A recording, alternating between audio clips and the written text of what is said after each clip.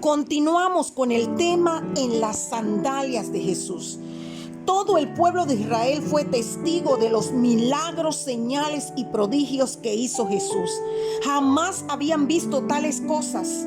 Durante todo su ministerio, Jesús sanó toda clase de enfermos, ciegos, cojos, sordos, mudos, liberó endemoniados, resucitó muertos e hizo grandes milagros como la multiplicación de los alimentos y la resurrección de Lázaro, el cual fue el último milagro hecho a hombre. Sin embargo, su mayor milagro fue su propia resurrección. Pero como todos sabemos, por su pureza y sin pecado, era imposible que la muerte lo retuviera bajo su dominio. Se comprueba que Dios no solo tiene poder sobre la enfermedad, sobre la escasez, sobre los demonios, sino que tiene aún más poder que la muerte. Jesús fue un hombre acreditado por Dios con señales, milagros y prodigios, los cuales hizo Dios a través de Jesús. Y como hemos visto, Él fue entregado con conocimiento y propósito de Dios para la salvación nuestra y resucitó. En ningún otro momento de la historia, otro ser humano ha logrado resucitar por poder propio. Una resurrección como la de Jesucristo solo es posible por medio de intervención divina. Pero sabemos que Dios puede hacer lo que para el hombre es imposible. Y Jesús, a través del Padre, tenía el poder para resucitar de entre los muertos.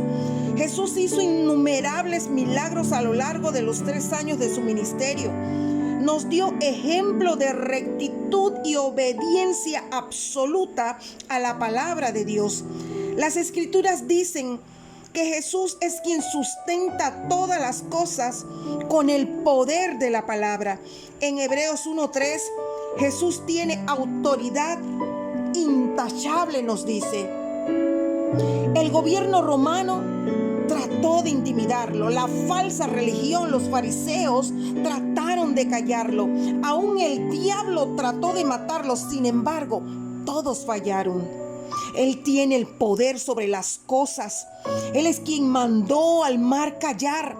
Él es quien secó a la higuera, convirtió el agua en vino, multiplicó panes y peces, sanó enfermos, liberó personas. Y dijo: mi Padre me ha confiado todo. Eso está en Mateos 11:27. Y quiero que sepas que ese todo incluye a Satanás. Satanás tiene que someterse a la soberanía de Jesucristo. Él debe obedecer a Jesús y lo sabe. La Biblia dice que las oraciones en el nombre de Jesús tienen divino poder para demoler fortalezas. Eso está en 2 Corintios 10:4. Jesucristo, el perfecto, el que nunca pecó ni conoció pecado, aprendió la obediencia por todo lo difícil a lo que enfrentó, allanando así el camino para nosotros, el camino de la obediencia. Jesucristo es el mayor ejemplo de humillación y obediencia que existe. La Biblia lo testifica. Filipenses 2 del 5 al 11 dice: haya pues en vosotros este sentir que hubo también en Cristo Jesús, el cual siendo en forma de Dios no estimó el ser igual a Dios como cosa a que aferrarse, sino que se despojó a sí mismo, tomando forma de siervo, hecho semejante a los hombres, y estando en la condición de hombre se humilló a sí mismo, haciéndose obediente hasta la muerte y muerte en cruz. Debemos tomar este ejemplo de humildad y sumisión de Jesús. Debemos tener la disposición, actitud, el sentir, la mentalidad, el propósito de Jesús a la voluntad y a la obediencia al Padre. Él se sometió a la voluntad de Dios.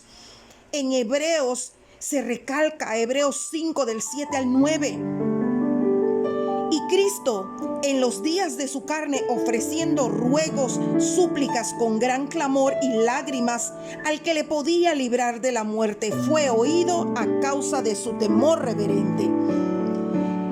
Y dejemos claro que Jesús no clamaba por temor a la muerte, sino que temía sentirse separado de la comunión con su Padre al llevar sobre él los pecados del mundo. Jesús fue oído y de la presencia del Padre se envió la ayuda, se envió la fortaleza para enfrentar su calvario. Si nuestro Señor Jesucristo tuvo que aprender en su humanidad la obediencia, cuánto más nosotros que luchamos a diarios con los deseos pecaminosos de nuestra carne. Ojalá tengamos la humildad de Jesucristo en nuestros corazones para poder ser obedientes a la autoridad de Dios y su palabra. La humillación máxima de Jesús lo llevó a la exaltación máxima de todo el universo. Filipenses 2 del 9 al 11 dice: por lo cual Dios también le exaltó hasta lo sumo y le dio un nombre que es sobre todo nombre, para que en el nombre de Jesús se doble toda rodilla de los que están en los cielos y en la tierra y debajo de la tierra, y toda lengua confiese que Jesucristo es el Señor, para gloria de Dios Padre. Qué palabra tan maravillosa. Miren todo lo que Jesucristo hizo por nosotros. Quiero pedirte en esta hora que medites en esta palabra. Aprovechemos en este tiempo que estamos pasando para analizar, para anidar en nuestro corazón, anidar en nuestra mente lo que hizo Jesús por nosotros. Saludos y bendiciones. Y recuerda que con Dios somos más que vencedores.